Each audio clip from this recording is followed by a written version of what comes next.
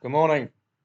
Good calls yesterday on Telegram, particularly if you went +1 rather than match odds. We'll get to that with Barnsley. Again, the market's not quite reading these odds on correctly, are they, in Africa? I warned you about that in yesterday's video. We saw that again with Senegal, second highest ranked African side, it seems. Once the World Cup's involved, these sides are trying very hard not to get beaten. In English League One, alluded to Barnsley against Cambridge. I gave you a couple of options as usual, laying over 1.5 goals, or going Barnsley +1. You've got around 1.75 to 1.8, which is a decent return, and it would have captured that late equaliser without you needing to go on and win the match had you gone match odds route. So don't forget that. Look at the standings for Barnsley. This is the motivation I was behind. It's a need to shorten the gap between there and there. So a win would have been ideal, wouldn't it? Take them to 55 and only 2 wins away from promotion playoff place. That's my main focus yesterday was on that. We did take Peterborough on 2-0 up. Well worth doing at half time. Charlton 4th in the league, got plenty to work with. Taking a team 2-0 up means your liability is going to be low if they hold on, because of course they do need to broaden the gap between them and the relegation zone. Peterborough, as you can see there, up to 45 points. That's all down to this recent run. Take 6 away from that, they're down to 39, just above the relegation zone. So those 2 wins, hugely important. Similar story for their opponents. 4th place Charlton could just move up or remain 4th, but be on the cusp of 70 points and the possibility of going for an automatic promotion. So that was why I took a chance and took Peterborough on. Charlton's stats were pretty good as well. Looking at the World Cup qualifiers in Europe yesterday, didn't play any of these last night, but again, the market's not quite reading some of these correctly. Yes, 109, you'd expect that. You'd expect that, yeah. But Czech Republic, very tight indeed, wasn't it? Did they need to dig in deep? Well, they did score first. And it was a late winner from Hoffenheim's Schick, if you laid the late draw there. Did this Israeli match swing on that red card? No, it didn't. The Israelis got there in the end, but very laboured 1.3 favourites. So no real play there. La Liga 2, told you to look out for this league yesterday. Everything to play for every single one of these sides. Malaga and Mirandes and Elche, the odds-on favourites at home, all getting the job done. We've got more Spanish La Liga 2 today. Was in English League 2. I was particularly pleased yesterday, taking on the right 0-0's second half. I told you to take on the 0-0, and if you did, you'd have better cashed out at that 2-0. Whenever you lay any draw, a 2-0 scoreline, any 0-0, a 2-0 scoreline is your obvious exit point. You'd have better cashed out. Please don't say you stayed in just for the sake of a couple of extra quid. Don't forget, it's must-win territory for both of these sides. So, good call. 2-0 up. Got to get out. It's as simple as that. Other ones I took on. Grimsby against Newport. Look at the difference that 3 points makes to Grimsby. This is why I suggested you lay that draw second half. Look at that. Breaking in to the promotion playoff places. This is the degree of importance. With Wimbledon yesterday, another 2 points, keeping them a little distant from 4th place and staying in that automatic promotion spot. That's why I took on the 0-0s at half-time for Wimbledon and Grimsby. Good stories if they could just get that win. Look at what it's done for Grimsby. It's kept Wimbledon well, 3 points would have been a lot nicer, of course, but kept them in the automatic promotion spots. Those are the two that stood out for me yesterday. That's the kind of technique I use at this stage of the season in league football. Look for the big motivating factors. On to today, African World Championship qualifiers continue. Don't forget you've got the FIFA rankings. If you want to check out any of these teams, you can't really get a gauge. Kenya and Gabon, for example. Can you get a gauge from the rankings? Kenya, 108th. Gabon, 84th. Tight enough in the rankings, I think.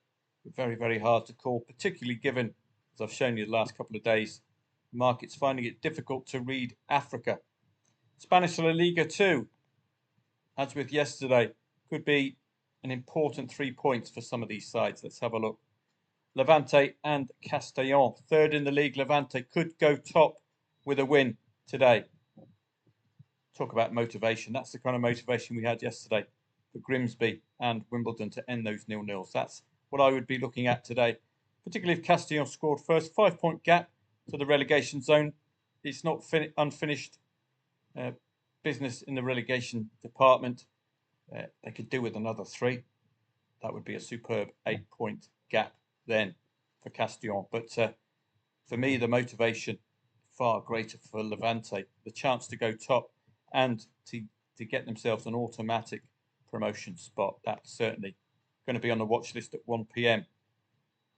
Eibar and Huesca. If you want the standings to be indicated to you in bold, then just go that route. Huesca, again, must maintain these automatic these promotion playoff places. Particularly, you've got even as far, I suppose, as Burgos, Granada, Almeria, Oviedo, all waiting in the wings. Oviedo are there, but there's plenty of competition for Huesca. Eibar, like Castellon, just could do with an extra point or two. Look at that recent run, saving their season, basically. Eibar, can you imagine them? 6 points shy. They'd be in that last relegation place. So Eibar doing a good job, unbeaten in the last 4. Going to be a tough nut to crack. 2 consecutive defeats for Huesca are bringing Oviedo, Almeria, Granada, Burgos into the picture. And it could scupper Huesca's season. Must stay in that 50-point grouping, Huesca. So an important match for both, with Eibar, the form side, the lower position side, but the form side, and the market favours them today. Sporting Gijón and Albacete. Let's have a look at the standings for these two. Mid-table mediocrity, they'll be taking that, but there's similar points to Castellon and Eibar. So it's an unfinished business yet, with the only real threat being Eldenza, to be honest. So all Sporting Gijón and Albacete have to do is perform better than Eldenza, and they'll be staying up. Ferrol, Tenerife and Cartagena adrift, aren't they, at the bottom? So for me, it's not a huge motivating match, Gijón Albacete, but arguably got to take points off your nearest rival. Try to get them in trouble. Deportivo La Coruña and Cartagena. Let's have a look. Oh, standings.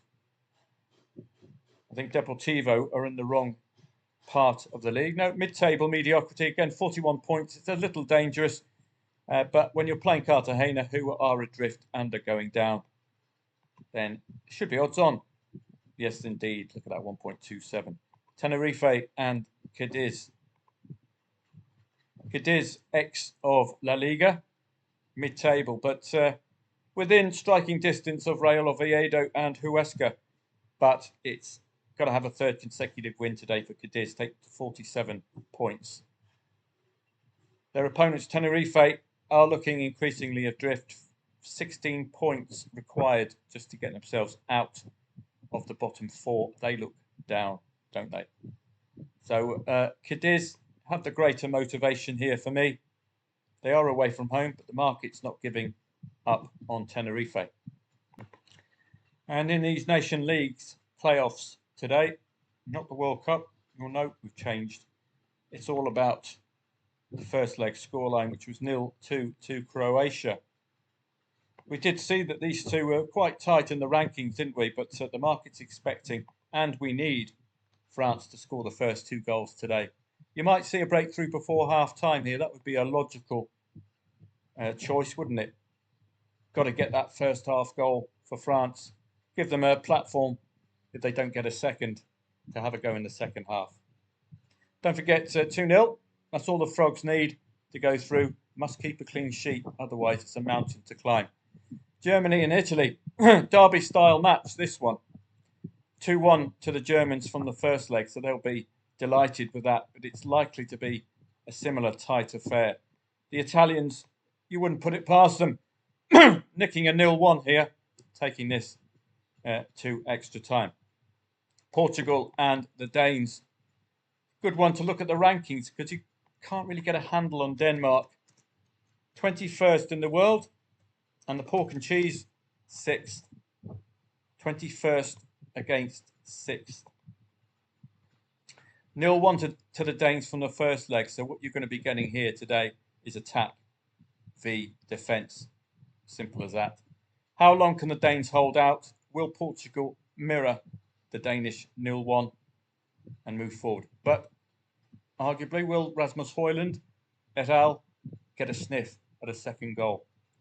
So I think this could be a tight 0-0 for a while, with the pork and cheese perhaps needing substitutes to break through late on. But arguably, similar to France and Germany, must get that first half goal to give them that confidence booster for the second half, rather than running out of time.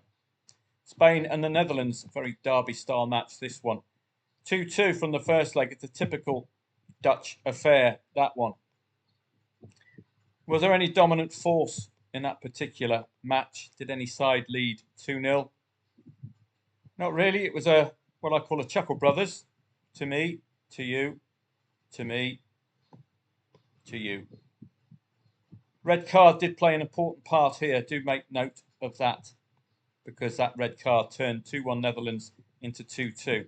On that basis, the Netherlands might be slightly advantaged here. I think that would be a tad short for me this evening. Georgia against Armenia. It's 3-0 from the first leg. Teams who don't need to win rarely do. That looks far too skinny for me. They can afford a 2-0 defeat, of course. Hungary and Turkey. You'd expect the Turks, indeed, to have the firepower there. 1-3 from the first leg. Again, Hungary must score first. Simple as that. 2-3 looks far more easier to overcome than 1-3. Iceland and Kosovo. We'll just check out the league positions for these sides. Iceland, 70th. Kosovo, 99th. Wow. 70th, 99th. 1-2 from the first leg to the Kosovans. Very tight indeed. Just need to score that next goal, Iceland. 2.45 the favourite, though. Scotland hold a 1-0 lead over the Greeks. This is going to be defence v attack. The Greeks were utterly dominant. I think Scottish defence got them through. If we look at the stats for the Greece-Scotland first leg, you'll see 24 goal attempts, only 1 shot on target, 15 shots off target. They do have some firepower, the Greeks. Ioannidis Masouras. Who is that? I wonder if he's injured. I'll know his name when I see it. Well, there's a Vaginidis. There we go. Fantastic player he is. The mighty Vaginidis. Great player. Kostas Tsimikas. So they must overcome a 1-0 deficit. They can do it, the Greeks, if those 15 shots off target can change to shots on target. Serbia and Austria. 1-1 from the first leg. All to play for. This would be an interesting one to look at the rankings, wouldn't it? Serbia, 32nd. And Austria, 22nd. Very tight in the FIFA rankings. No wonder it was 1-1 from the first leg. Couldn't call this at all myself. Slovenia, Slovakia. Don't know if this is a localised derby. 0-0 from the first leg. All to play for. What does the market fancy? Nothing. 2.55. You might want to have a look at another 0-0. Belgium against Ukraine, the biggest shock of the first leg, a 1-3 Ukrainian lead. Was there a red card involved here? Because that was a shock loss for the Belgians. Psycho, what a great name. Psycho playing for Ukraine. And Gutsuliak, Vanat, Zabani getting the 3 goals. Were the Belgians complacent with them multiple changes late on? Not really. It was a strong first 11, but when you've got Psycho in your team, no wonder you got a 3-1. I think the Belgians could do this with that firepower. You look at the Ukrainian rankings, 25th, which is pretty decent. Belgium should be top 10. Indeed, they are 8th. So 25th against 8th. Must score the first 2 goals, Belgium, and you'd think that they could do it. And again, that urgency we've seen in the previous matches, must get a goal before half-time, really, to just steady the ship. As I said before, 2-3 looks a lot more appealing than 1-3, doesn't it, coming into the second half. Ireland against Bulgaria, 2-1 from the first leg. Again, these are 2 sides. Difficult to gauge, so the FIFA rankings would help, wouldn't they? Good response from the Irish, going a goal down. Doherty and Azaz, that famous Irish name, Azaz, getting the goals for the Irish. Bulgaria against Ireland, 82nd against 60th. So they're not the highest ranked in the world. They're going to have to be very cautious, Ireland. Complacency, they did come from behind, and I would look to that possibility again if Bulgaria score first. But good position for Ireland. They could be aiming for a 0-0 this evening. They are a very good defensive side, or have been. Don't normally score 2 goals. So that's particularly coming from behind. So that's an excellent away result. Just to continue on, once the season's over, I will be doing Football Trading Lab, which will have ideas. And as you can see, I'm starting. Got a bit of catching up to do, 15th of March here. We're looking at 0-0s at half-time. But we're quite open to laying those 0-0s at half-time if you find a strategy to work. This, I'm looking at the lowest draw odds. So any team with the lowest draw odds started brightly with 3 0-0s at half-time. 5 out of 6 0-0s at half-time. Is this going to continue with this kind of a strike rate? I do need to include the match time because these are one better day kind of systems. If I was to increase that quantity to more than one better day, this match half-time would have to be over before I start this match. So plenty of ideas. I've got lots and lots as well downloaded off the internet. So if you want to trial some of the systems or ideas, look at all of this. Trading systems for football, tennis and cricket. We're going to be opening up to a lot more ideas and a lot more bet and go strategies to accompany the trading. So if we were dealing with Spanish La Liga 2 today, my selection would highly likely be Tenerife and Cadiz. You can see there 2.9.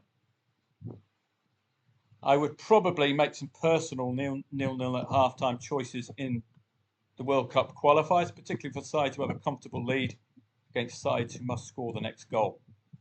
Could see a 0-0 until half-time. So plenty to think about as we're entering the end of the season. I'll also be looking at tennis as well. Tennis is an important component from April onwards. If you can learn that skill, you can dip in and out of 3 Grand Slam tournaments and their accompanying warm-up events. So it's going to be an interesting summer. Have a great day. I'll see members, looks like about 1 p.m. Huge game for Levante today. I will be around for that, and we'll move on in to the internationals. So I'll see members of Football Trading Profits at 1 p.m. on Telegram. No live stream today because it's likely to be a little bitty with live streams. I like the Saturday ones. Millions of matches on at the same time. Plenty of choice, which means an increase in quality over quantity.